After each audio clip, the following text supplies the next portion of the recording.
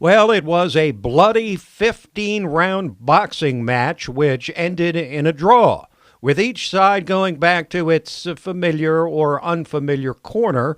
Republicans with a stronger hand in the Senate, Democrats now in control of the House for the first time in 8 years. And here to break down the split decision that was the 2018 midterm elections from a number of angles is LibertyNation.com's chief political correspondent, Graham Noble. Hello, Graham. Hi, Tim. How are you? I'm good, thanks. Let's start out with a result from this election about which you and I disagree. Now, I say progressive candidates Beto O'Rourke, or Beto, Andrew Gillum, and Stacey Abrams came just this close to winning their elections in two deep red states, Texas and Georgia, and a state that Trump won in 2016, Florida. Raised a ton of money, that trio did, and that should make conservatives very nervous. But you view these losses on the far left differently, yes? Yes, to a certain extent, I do, Tim. I mean, I think your point is well taken. I guess I'm looking at it from the point of view of what the actual result was. Well, and also the amount of money that they spent. I mean, the point that you made when we were together on the Liberty Nation TV roundtable is that they spent just, I mean, millions and tens of millions of dollars. I mean, Beto O'Rourke raised over, $70 million, and the Yeah. money came flooding into Andrew Gillum in his race for Senate, for governor in Florida, Stacey Abrams for her race in Georgia. And these are far left candidates that were able to raise a ton of money. And you can either look at it that, wow, the fundraising capacity should be scary for conservatives.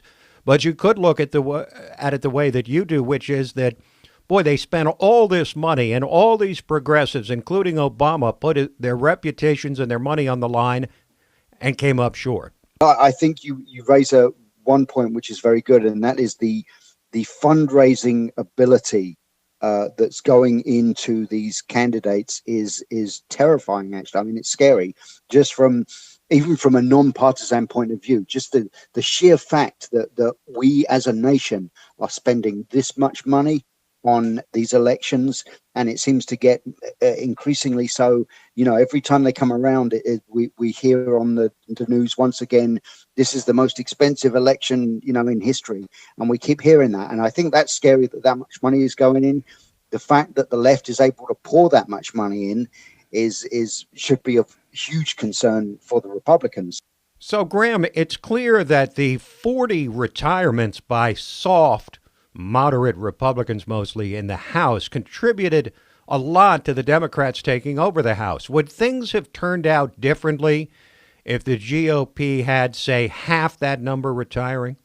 Well, it's an interesting question, Tim, and I have to say that there's no clear-cut answer to that. Actually, I mean, it's even I myself am tempted to believe that that made the Republicans' chances of retaining control of the House of Representatives a lot more difficult.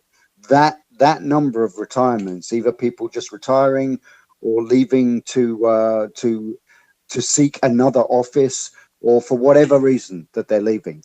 That was a large number. 8 of those retirements were from districts that actually voted for Hillary Clinton in 2016. So those 8 particularly left the GOP in a tough spot.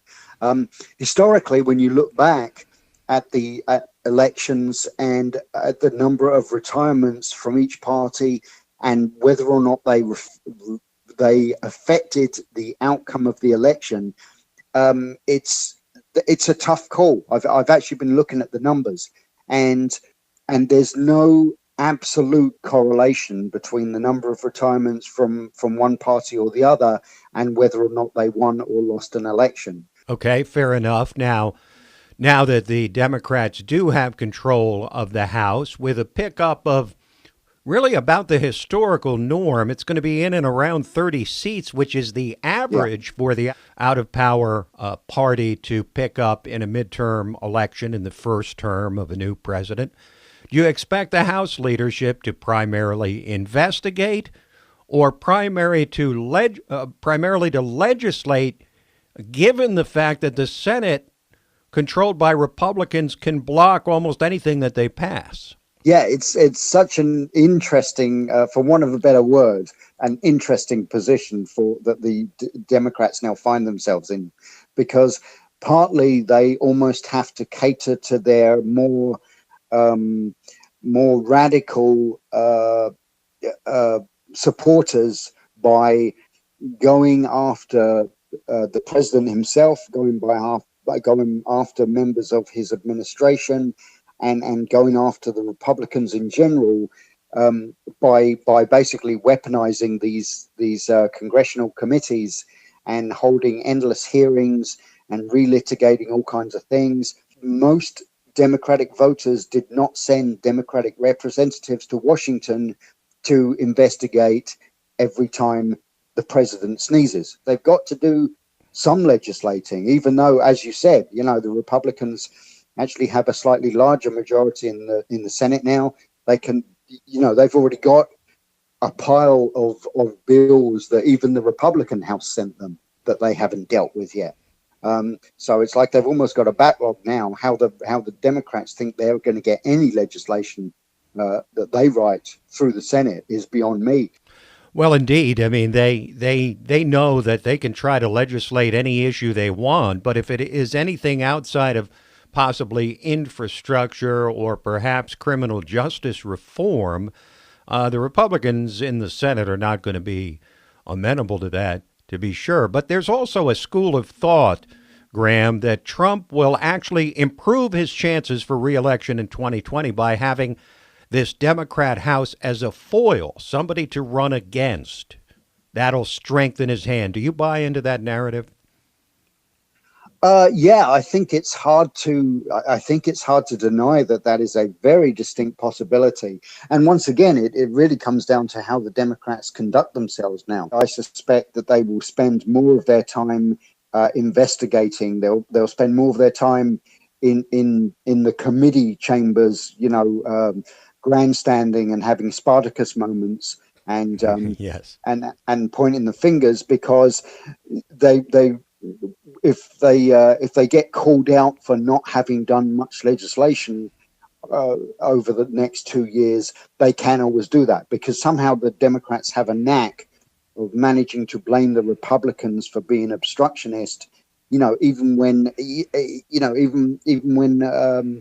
President Obama first came to office, and he had a Democratic Senate and a Democratic House, and yet somehow they still managed to blame the Republicans for obstructing everything and for them not being able to get anything done.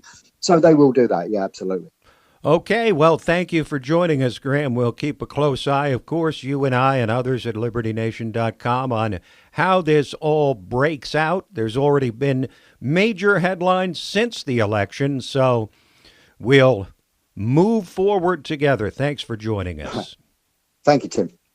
That is Graham Noble of LibertyNation.com. Up next, our signature segment, Say What, featuring election fallout. Trump taunts Republican losers. CNN on the rampage. And yet another new low for left-wing comedians.